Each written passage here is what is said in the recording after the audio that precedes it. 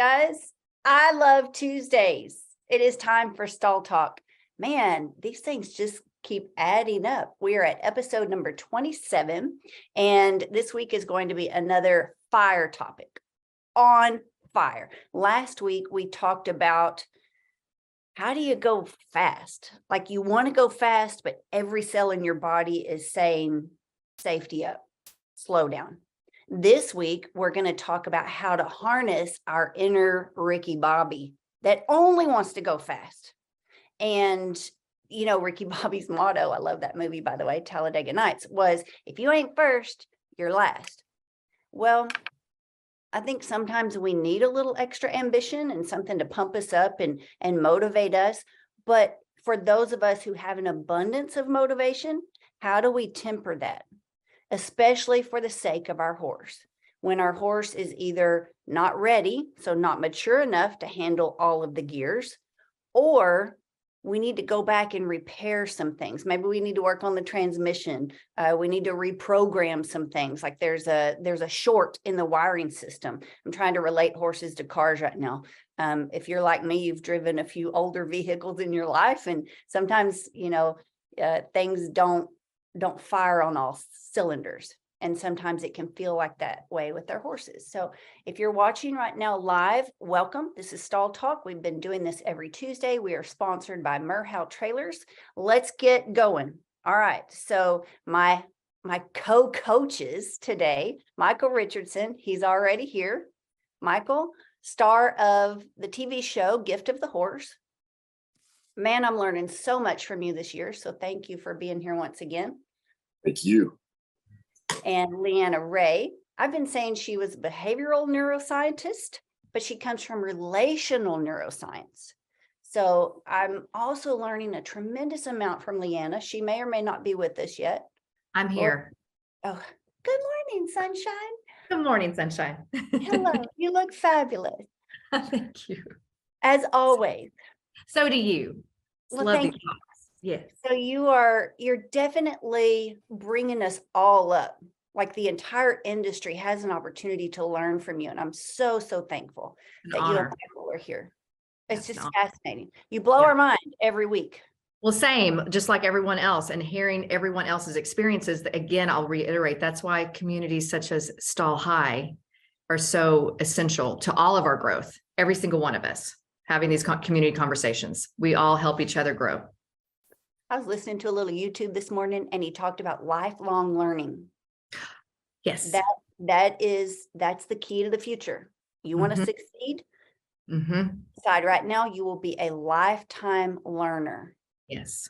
I love that. I haven't always been that way. I wasn't like fostered that way. Like I really wasn't brought up in a family that valued learning like that. We didn't applaud and encourage each other to keep learning. So that's something that I've had to learn to appreciate as I'm getting older. You know, cultivating that, there's a phrase, it's to, you know, be confident in your expertise and in the skills that you have fostered and developed, but always leaving space for what they call a beginner's mindset, so that you can see with fresh eyes, so that you can be open enough, but yet also being confident and grounded in what you do know. So you can have the expertise that's living in you, but also the beginner's mindset as well. Those can be both and. Happy and successful balance. Yes. Lori, did Martin make it this week? Martin, say hello if you're here. Martin Patella, founder of Life Enthusiast. He may join us. We enjoy picking his brain as well. Our student this week is Jordan Jen. So I love this kid. I love this writer. I love that she is passionate and committed to learn. And Jordan, I want you to just tell us a really quick backstory. Where do you go to school? What problem were you having with your horse that made you seek Stall High? I go to school, South Dakota State University in Brookings, South Dakota. I'm on the college rodeo team here, and our college rodeo is in approximately 3 days on Friday here. And my horse, for a while, I had a lot of problems with him hitting barrels, especially my second barrel. That was just, I could not figure out how to get him past it. And I could get him like for a while I could get him by it, and I just didn't really know how to fix it. So I just kind of like let it go because I didn't know what to do. And so then I was like, well, it's working enough of the time right now that I just am gonna let it go because I didn't know. I've never had a horse that hits barrels, but I never had a horse that I got that was like as finished as this horse was when I got him. So I could mold my own horses before that. And now this horse like already had his own way of doing things, and I had to like try and learn that. So I did well on him, and then I started struggling, and then we went to different clinicians and did like different trainers that helped me. And everyone's solution was just always to tie him down more and tie him down more and tie him down more, like bring his head down more and like get him more bound up because he's really big and really strong and really fast, and I'm not very big or strong. And so you can obviously, he's a horse anyway, so he can easily overpower me, but he's even more so like that. And we finally, I don't know how, like someone told me to put the Lagnat bit in him without like telling me like without like telling me like you should talk to Kendra, but they just had me to put the bit in him. So I ordered the bit, and then she reached out to me because I ordered the bit, and like I started talking to you about it, and I started telling my dad about the way that you train and stuff, and he doesn't like tying him down. Like he would prefer, the only horses we run tie downs on are rope horses and stuff, so I have a little bit of something to brace on. He does not want to run a tie down on my barrel horse. He doesn't like that stuff. He's whatever. And so I started talking to him, and he's not one to like hammer on him too hard like anything either, and I don't like that either. And then finally we started talking to you more and more, and it started to actually like help my horse. So then we got pretty much as much involved as we could here. Let's help our viewers understand this horse for a minute. So on a scale of 1 to 10, 10 being NFR level, speed and power, okay? I'm going to classify this horse at his potential from what I see, especially from what you sent me over the weekend, 8.5. Like he is high. He is up there. He is fast. He's got a lot of muscle, and I believe he really wants to please you. Like he's trying his best. I can just see it. I just know it about him. Even though y'all are not on the same page right now, it's our job to help you get there.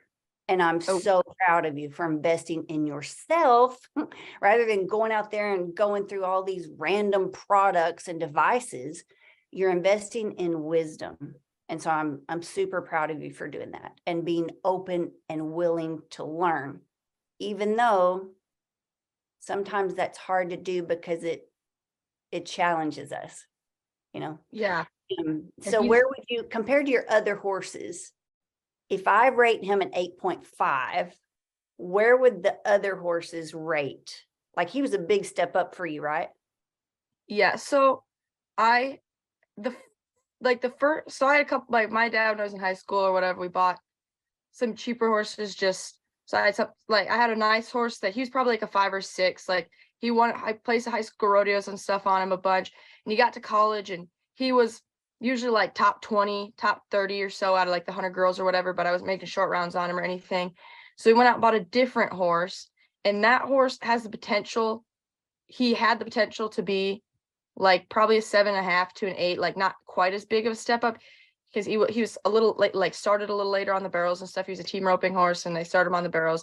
He's really big. He's pretty, like he's fast, but he just doesn't have like the grit as much as my gray does. And so he was going to be like, I could have like made short rounds at college rodeos and stuff on him, and maybe even made the CNFR on that bay horse, but then he got hurt. And at that, like kind of like right before he got hurt, we traded that little high school horse that I had for this gray, just because a little girl had my gray, and she couldn't handle him because sometimes I can barely handle him almost. And so she couldn't handle him. And the lady who helped us buy both the other 2 horses, like, well, this girl, they have this horse and they can't afford to buy your horse until they sell this gray. And this gray horse might be a little bit better than the horse that we sold. So even if we just turn around and resell him, we might make a little bit more money on him than we would have made on your done horse. And my dad and I wanted, like, that home is exactly where we wanted that other horse to go, because he taught me more than I could have ever asked him to teach me anyway, about like just everything. So we traded this gray, and the lady was riding him to sell him, and she called my dad one night, and she's like, I think y'all need to come ride this horse here before we just turn and sell him, because this horse could be something.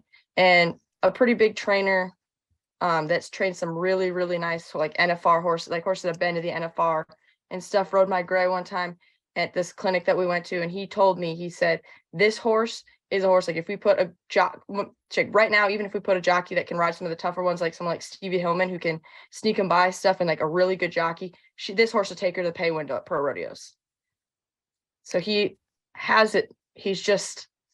So compared to your junior high, good old trusty horse, like, would you have classified that horse maybe at a 4 or a 5, and then you hop to an 8.5? That's a huge jump. Yeah. Huge jump. And he could be more than that. I don't know. What I see in just his speed, just when he took off that first barrel the other day, I'm like, hello, that's what I'm looking for. I believe he could easily place you at the pro level. Can he get you to the NFR? That's a very rare individual. So I'm not going to make that statement, right? He could. We don't know. But Michael, Leanna, that's what we're dealing with. We're dealing with an older gelding. Jordan's been on him for a year and a half. Is that right? I've owned him for in July. I'll have had him for like almost 3 years. Okay. But between the other horses that I've had and stuff, I went through phases where I didn't ride him as much, because when I get in portions like, okay, we're in the second half of our college rodeo season, and I hit some barrels in the fall, so I'm not gonna make the CNFR. So I'm gonna run my younger horse and season him some, because I'm not gonna there's not enough points available for me to catch up to make the CNFR. So it's not worth it to waste runs on this horse when I have another horse that needs runs and stuff like that. Okay, so tell me about this weekend. What progress did you notice, even if it was something tiny? I really tried to like leave him alone, which I didn't do very well. I did not leave him alone very well, and I will out myself on that, because I want to grab him on the backside of the first barrel, but I didn't like pull on him to the first, which is what I did the last time I ran him. Like, I wanted to hold him down and not let him run to the first and keep him held down. And I really tried to like just let him run instead of picking with him and like trying to hold him down. She's still like, I picked my hands up in places I shouldn't have, but at least I wasn't like trying to keep him all bound up and tied down so he can't run. Okay, so there's our progress. What was the biggest inner challenge for you? What was Ricky Bobby saying to you that you were like, oh, I got to get that out of my head? My big problem is I want to help him on the backside of the barrels, and because he's coming into them, like he comes into them really hard. Obviously he's fast. And so I want to help him, because I think that there's no way that he can come around the backside without me helping him. And if I need to help him, I like need to come and pick him up here, or like not pull straight back. And I want to pull straight back all the time on him and like slow him down. And he hates that. He absolutely hates when I pull on him straight back. Like if I pull to my hip, he puts his nose right in the air and wants to just not go where I want him to go. But if I like move my hand here or anywhere that's not right here, basically, he will come around him. He's fine. Like on the second day on the backside of my first, I picked my hand up and he didn't fight me. And then I did the same thing. I pulled it back on the backside of my second barrel where it should have gone like this, and he fought against me. It's really hard for me to not do this motion on him all the time, because I just want him to slow down. Okay. Now I'm betting money. We have listeners right now, and we have listeners in the future who are like, oh, she is describing my horse to a T. If this is your horse that Jordan is describing, you need to comment right now. Let us know. And if you want help, do what Jordan did. Go to the Stall High app, look up online mentorship, online training, and come be a part of this community. Be a part of what's happening. We have an online mentor program. That's what brought us here today. Jordan, if it's okay with you, I'm going to share the screen so we can watch your videos from the weekend. And this is the same pen we were in a week ago or 2 weeks ago. Is that right? No, this is a completely different pen. Okay. Just we're in a bunch of indoors right now, and they all look the same. Michael, Leanna, y'all have a visual on this? Yes, ma'am. Okay. So here's the run in real time, like real speed. Now I'm going to slow it down. Get ready to hit the pause button. This was, yeah, it's the same run.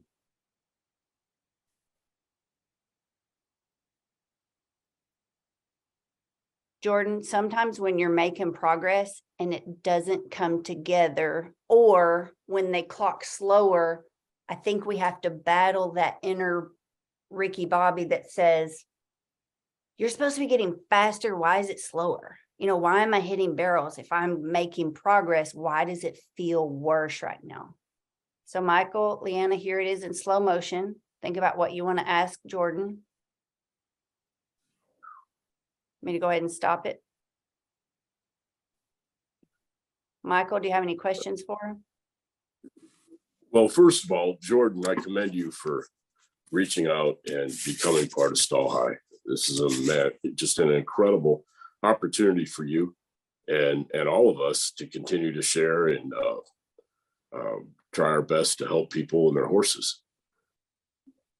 What I'm seeing a little bit, not as much on the first, but well, right there I do.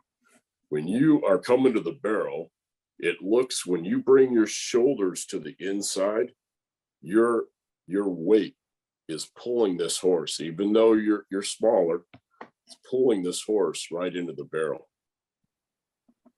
It looks to me anyway.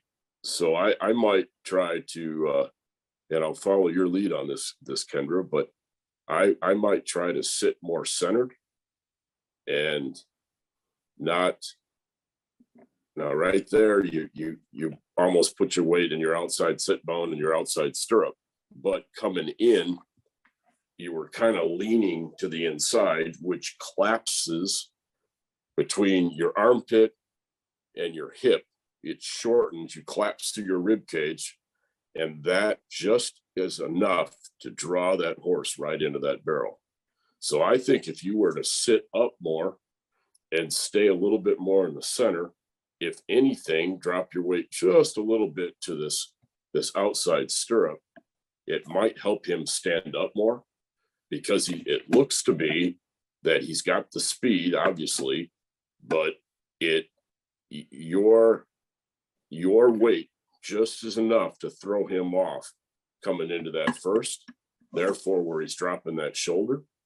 And it looks to me that once you go around it, all your energy is coming out as outside hip. That energy is just coming right out that hip. And that is creating just enough of a pause right there. Oh, I see it. Just enough of a pause right there that energy, you're wasting energy. And therefore, forward impulsion is being compromised just ever so slightly. And when he raises his head, that weight goes to his forehand, he hollows his back out, and that energy right there goes right out that outside hip. Forward impulsion compromised. Okay. Yes. Okay. Thank you for using big words for leveling us up, right? As horsemen, as riders, as stewards of our horses, horsewomen. Compromise. I also think that like I can feel it when he stops right there, like where it gets where that comes out on the backside, and that's when I feel like I have to help him, because he stops there and he's not I can't keep him moving right through that point. So when he stops, then I feel like he's not going to finish it, and I need to help him. And that's totally understandable. I can see and feel exactly where you're coming from with that. But I think if your body's telling you to do that, try to, in that moment, take as big a breath as you can, exhale it, slow your mind down, and shift your weight just a little bit, which will help him be able to stand up just a little bit more and pick that inside shoulder up and not waste that energy coming out his outside hip. Because that outside leg is coming back here out, and that is creating enough instability in his overall conformation at that moment to compromise, disrupt just for a second that forward impulsion, which is giving you the feel like he's stalling out. He's losing that forward impulsion, and he is. Anytime the head comes up and they get rigid, through their lower jaw, through their atlas and axis, which is responsible for all this kind of movement. It's hindering his ability to be able to balance himself, to come up through his forehand, to get those hind legs underneath him, to push off. So you're right on track. What I would try to do is just when you feel you've got to pick him up, just do the opposite. Just give it to him. And because he needs to use his head and neck as an aid to impulsion and an aid to balance. And anytime that comes up, his head comes up and he walks through his jaw and that atlas and axis is compromised, that's going to create that stalling out effect, and he's hollowing his back out.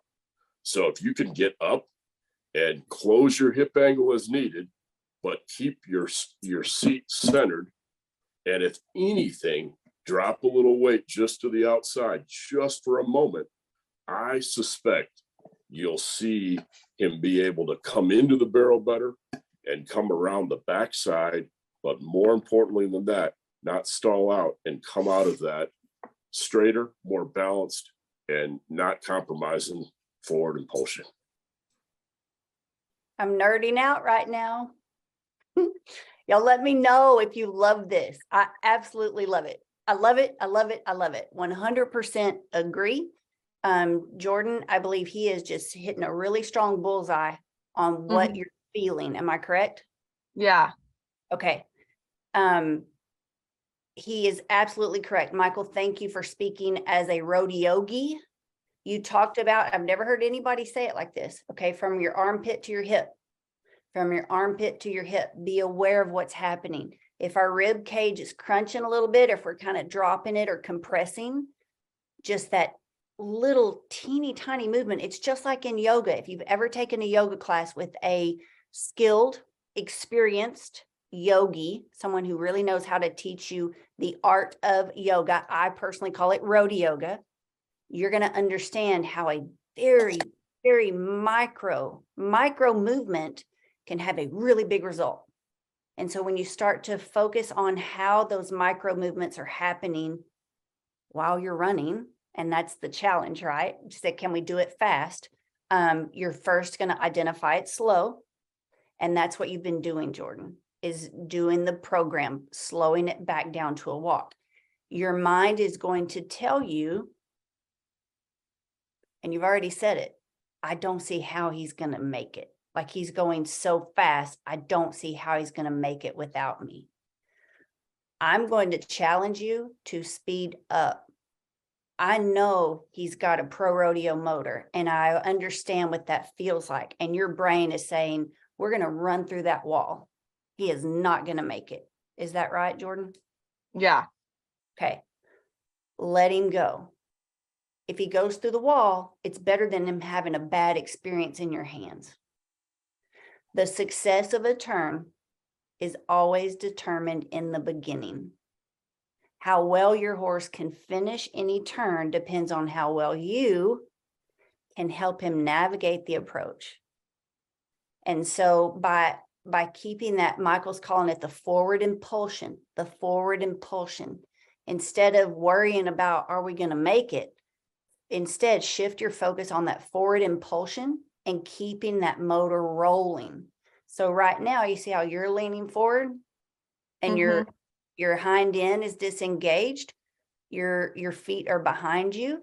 And Michael, do you agree that that's exactly what he's about to mimic?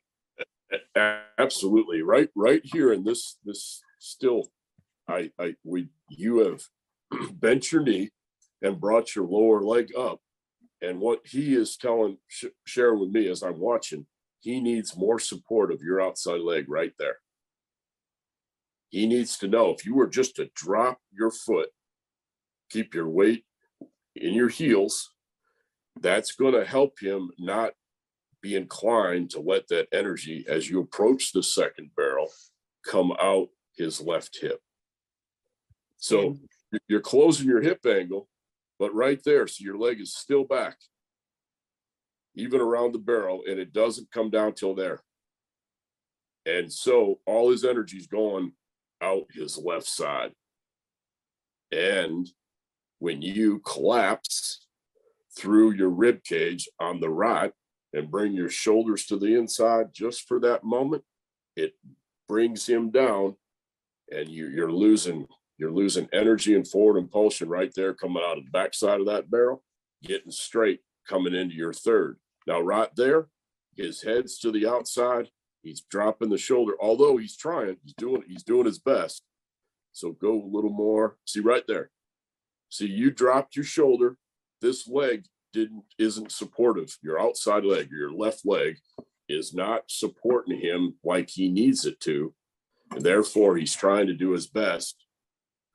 But there, he dropped that shoulder because that head came up and his nose tipped out, and he just dropped that shoulder ever so slightly. So come in again. Now, if you were to stay right there and not drop your shoulders. Keep your feet Yeah. on you.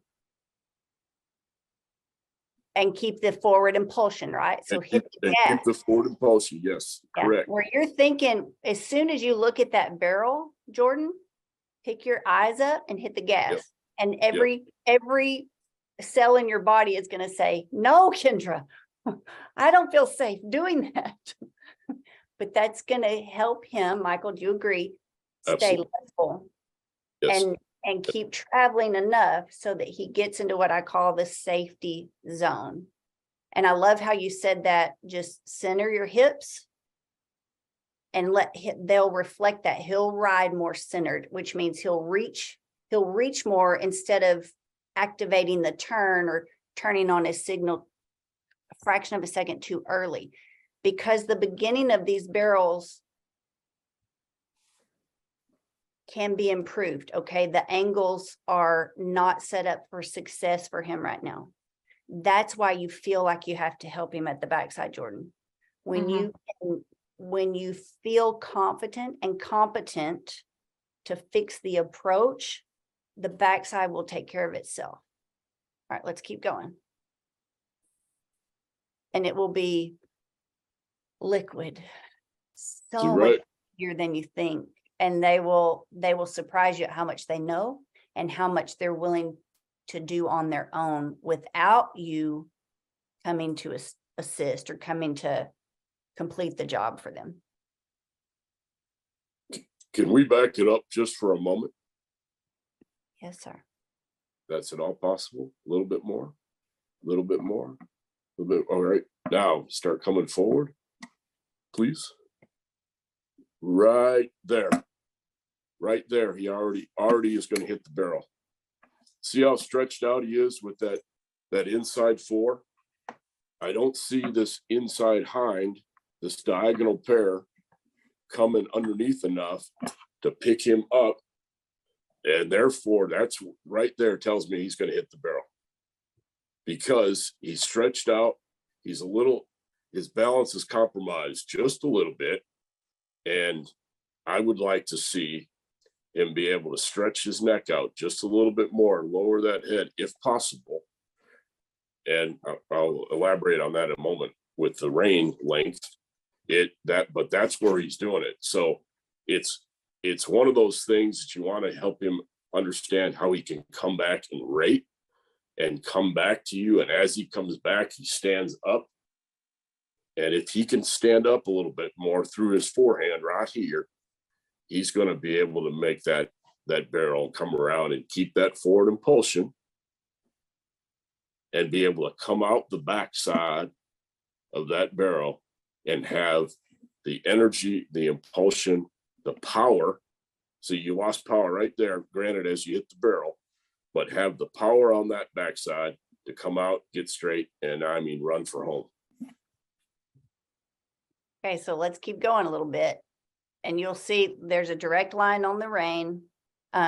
Jordan, I also noticed that you cross midline. Right before I saw your inside hand cross over his mane to the outside of his body. That's a very traditional move. That's what I was taught to do. That's what a lot of riders still do. However, that defies the physiology of the horse. And like Michael said, their natural balance. So it seems to work in a pinch, but are you getting your horse to the highest level of his capacity or his potential? Here's the second run. So this was day 2.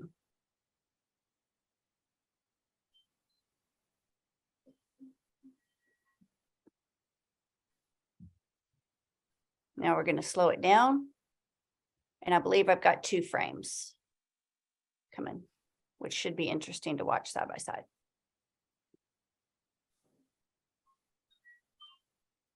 Leanna, do you want to chime in here, my dear? Well, one, I think that all of this conversation is so powerful. And Jordan, I want to commend you for being so highly self-aware, and you are listening to your horse. That's first and foremost. And you are asking yourself, how can I better meet and show up for my horse? And his name's Goose. Goose. Okay. Really creative, a gray horse named Goose, but I didn't name him. Well, I love that in so many ways. That was actually one of Michael's dearest horses to him. So Goose has a very special meaning. That this horse is actually here to level you up. That's the exciting part of this conversation. And you're able to learn here that the small shifts that you make in your own body is the biggest tool you can have. Not even more so than your hands, because your hands are an extension to the dynamics that are going into your body as the tool, your spine as the tuning fork. And so you're learning here that the small nuances of your body internally moving are going to affect the movement patterns of your horse. So just as Michael brought up that the atlas and the axis, we don't want it compromised, we want it free flowing. I would also ask you, as you're practicing or doing your runs, what is your atlas and axis doing?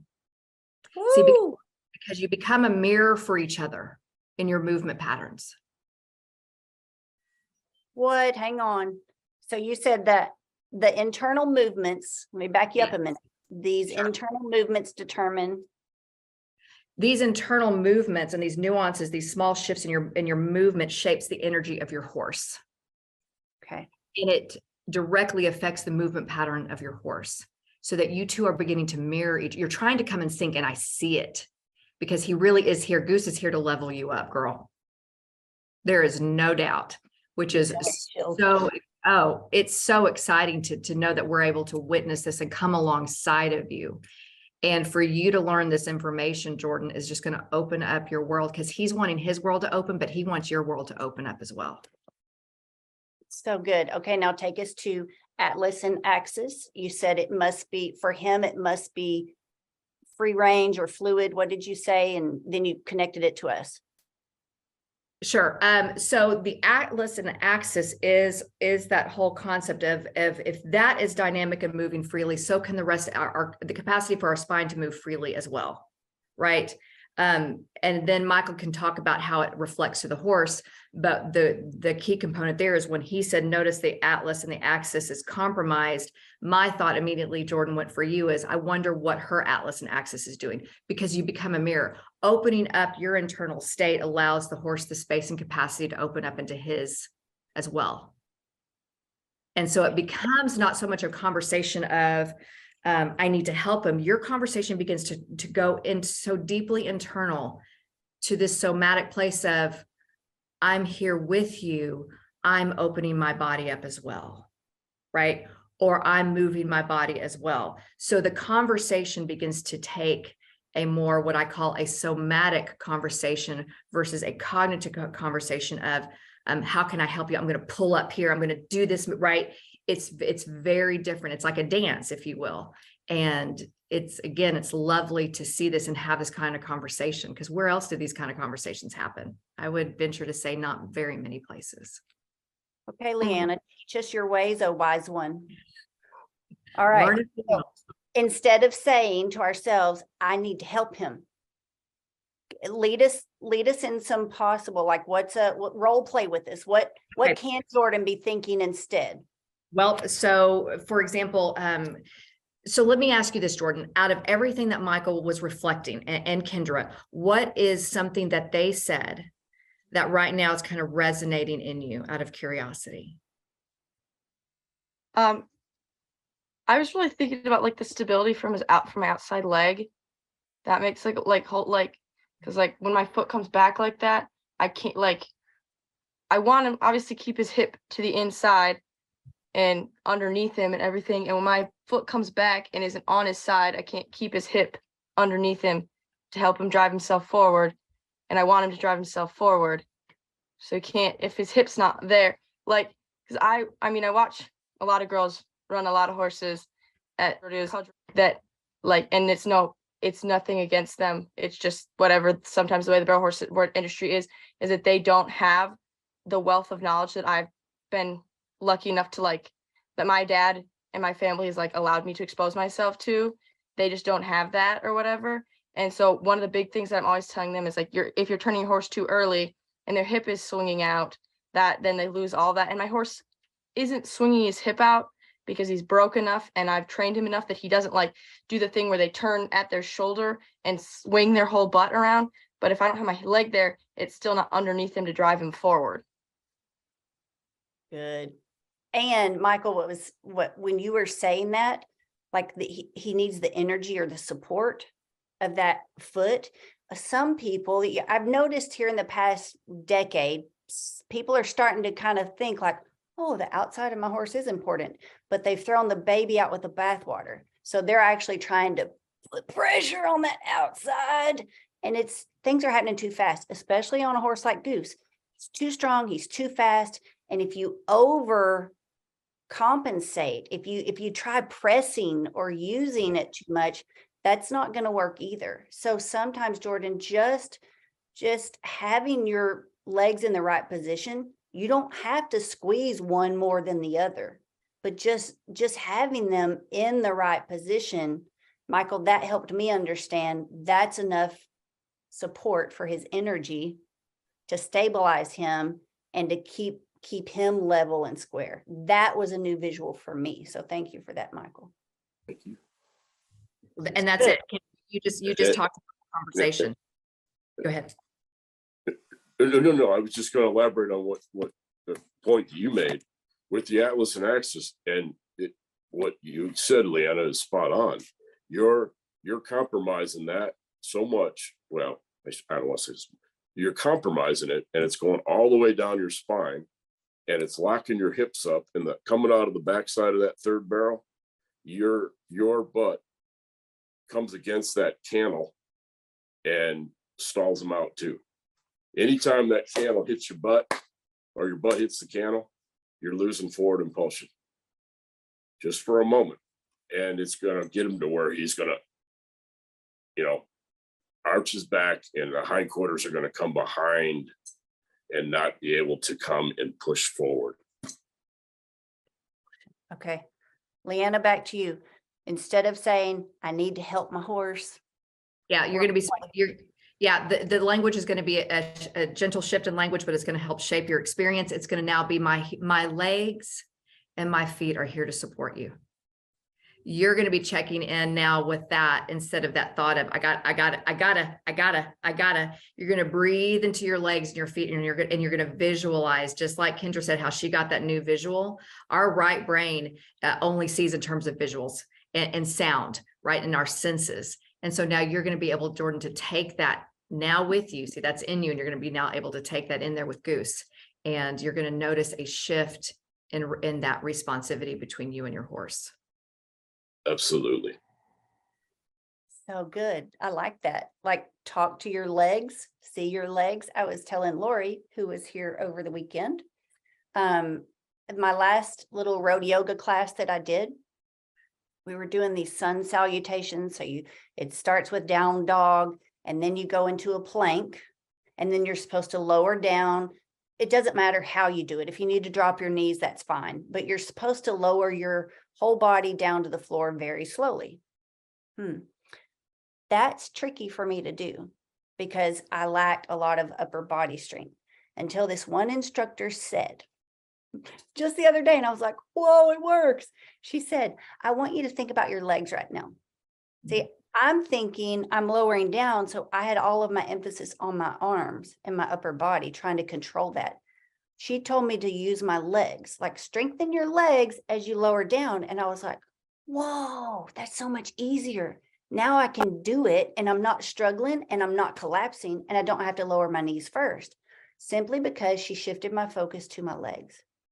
And it didn't take a lot of effort, but just kind of working my muscles in my legs, I was shocked at how that changed my upper body.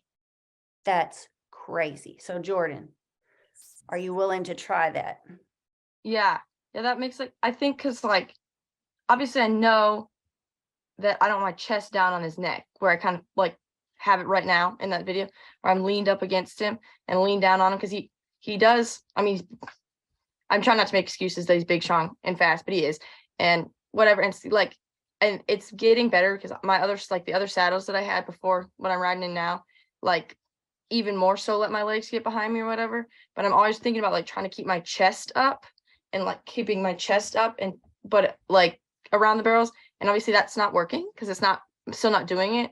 So thinking about keeping my feet forward instead of my chest up because my feet are forward, my chest can't be down. You nailed it. You nailed spot it. on, Smart, Joel. smart Well done. girl. Sharp cookie. Yeah. Everybody comment, light it up for Jordan. That's quick. That's real quick to connect the dots. So there's your huge breakthrough for the day. Mhm. Freaking awesome. Oh gosh, this is good. All right, Leanna, let's go back to Atlas. Mhm. How do we know if our Atlas and our axis is locked up? Where is the Atlas and the axis on us? No, it's right there at the base of your neck. It connects your occiput and it's C1 and C2. And really it's what allows cerebral spinal fluid to flow up and down your spine. You can do, and we can have you even do this in yoga, right? But you're going to want to check in with your spine and your Atlas and axis yourself before you get on a horse. I never do that. Well, we're not taught these things, Leanna. How do I do this? Teach me. Yeah. So literally you're just feeling the warmth of your hands and you're just going to feel, because the warmth of your hands automatically starts talking to the fascia that's surrounding your C1 and C2. And you're just going to kind of take a breath in and you're going to automatically feel your range of movement here. And you're just going to go, down, take a breath in, check in, go back and see how well that can just rotate around. And you might notice a different area that might be a little bit more stuck. When you do, don't push your neck further and be like, I'm gonna just stretch it. Take a deep breath. Let that body just hang out there until it decides it wants to unwind into a different way up there. And that unwinding pattern, just like I did that's how my body wanted to make it over to that side. It didn't want to be pushed to that side. It said, hold up. If you'll let me unwind the fascia by just briefly looking down and up, I can make it there. And then your range of movement begins to open up. We're not Jordan, so. Have you Yeah. ever been taught these things, Jordan? Did anybody ever teach you this before you rode your horse? No, it's just get on a horse most of the time. Yeah. Everybody else, let me know. Is this brand new to you? Leanna has just brought something revolutionary to the horse industry. Maybe somebody somewhere in the teeny tiny corner of the horse world is already doing this, but I, for one, as a representative of the barrel racing community, can say that most of the people I know, I would bet money, we've never been taught these things. So thank you, Leanna. Oh, it's an honor.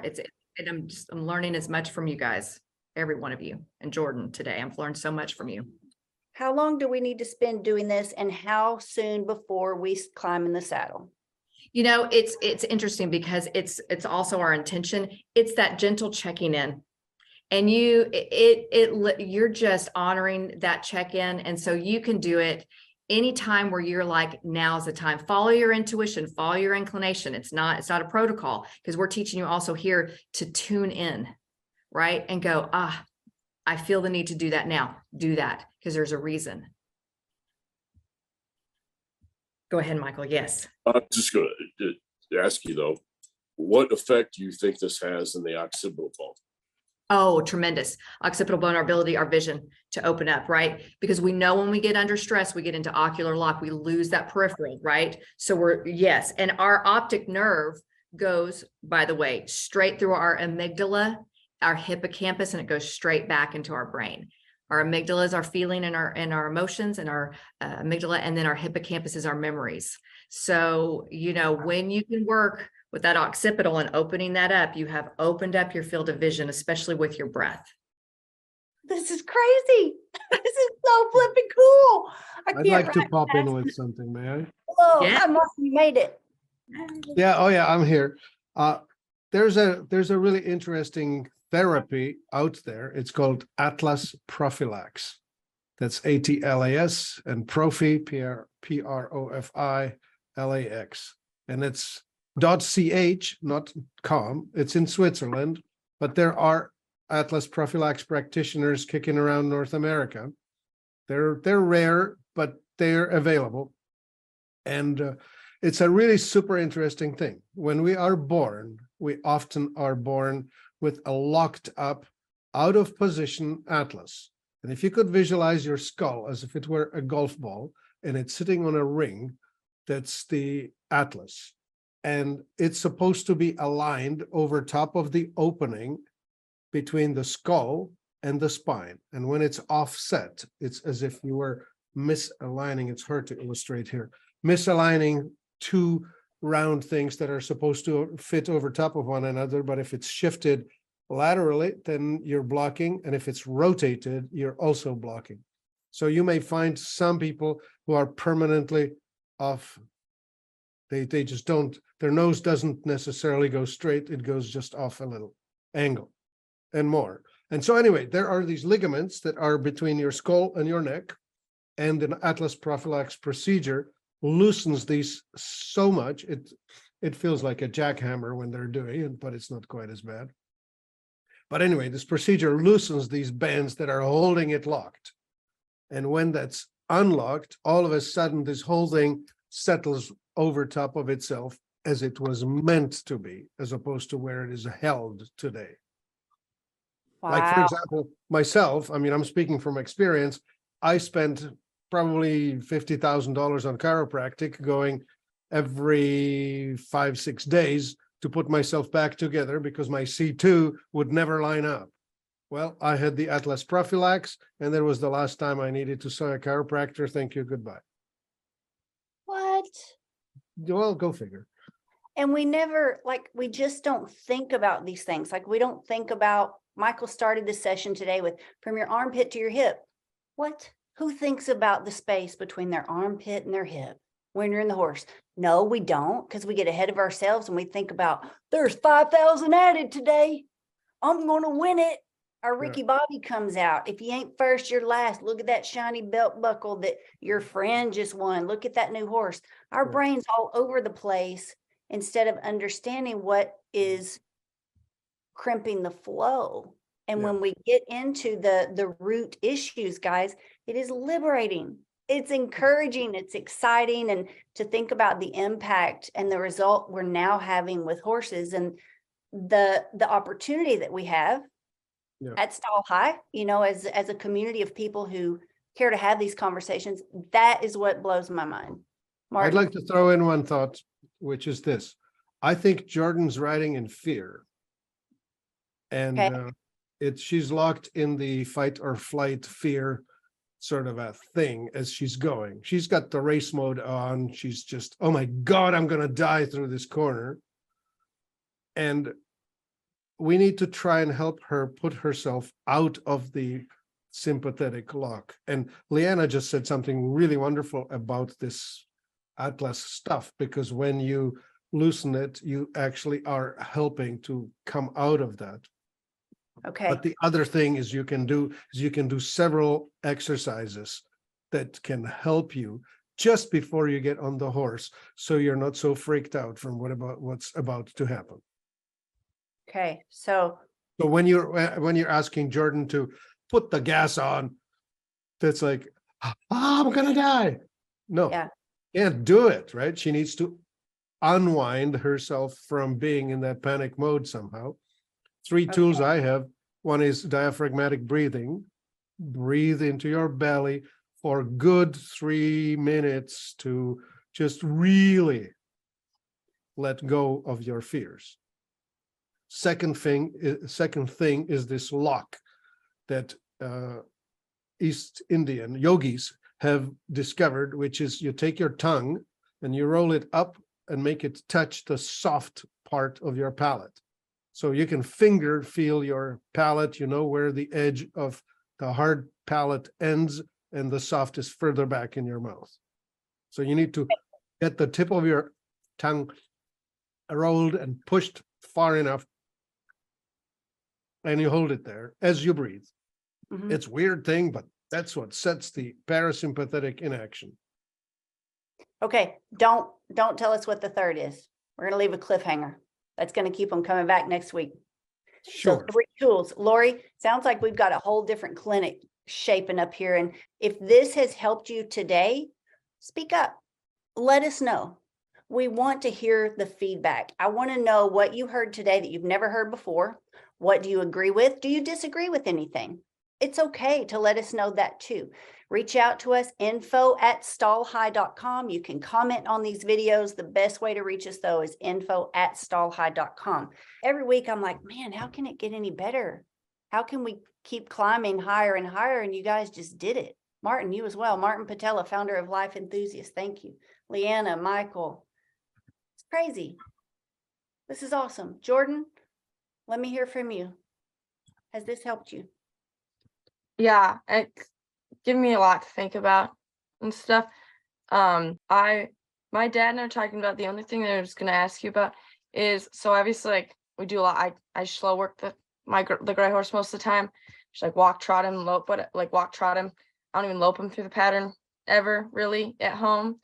But obviously like at the walk and the trot, I'm good about everything. Yes. My feet stay where they're supposed to be. My body stays where it's supposed to be. And when I get fast, that's when I kind of fall apart. And we were trying to figure out what we should, like, how to remedy that. And Okay. finally, why don't you just ask Kendra? Why don't you ask me? I go, you're right. Okay. So you're coming to class tonight at 6:00. Mhm. Okay. Leanna, Michael, I hope that you can make it at 6. If not, we will continue this discussion be- when Leanna and Michael can be there as well. Martin, you're welcome to join us at 6 p.m. I coach on Tuesdays in the online mentor program at Stall High. So I feel like this is something we definitely need to continue there tonight.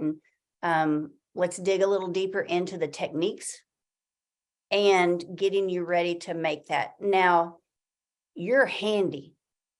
I know you, Jordan. I know you're handy. I know you're a horsewoman. I also understand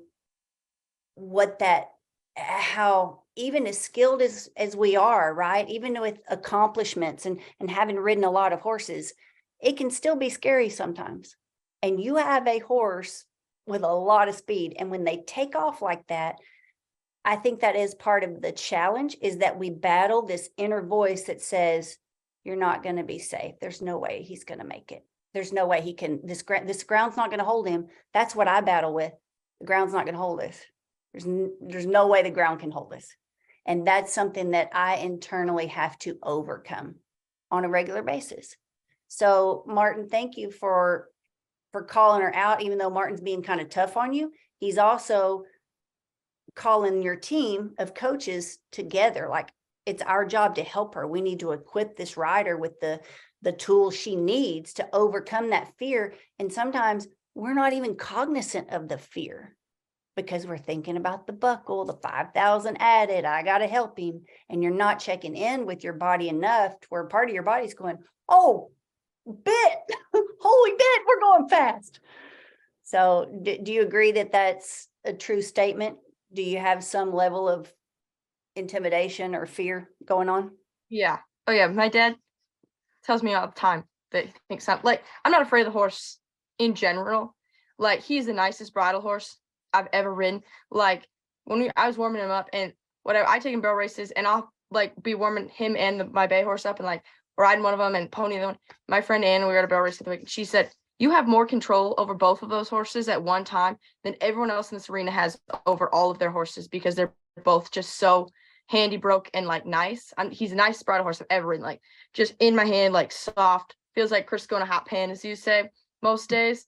But this, when it gets going fast, that's when I get like on him, because he's just so big and strong. My dad's been telling me I'm afraid of him for the past 2 years. Ever since I started like struggling with him hitting barrels, then that's when I like started, like the more I struggled with him, the more I got scared of him going fast, because I was like, there's no way he's going this fast. I can't correct him. I'm gonna hit this barrel. And then it just kept getting worse and compounding.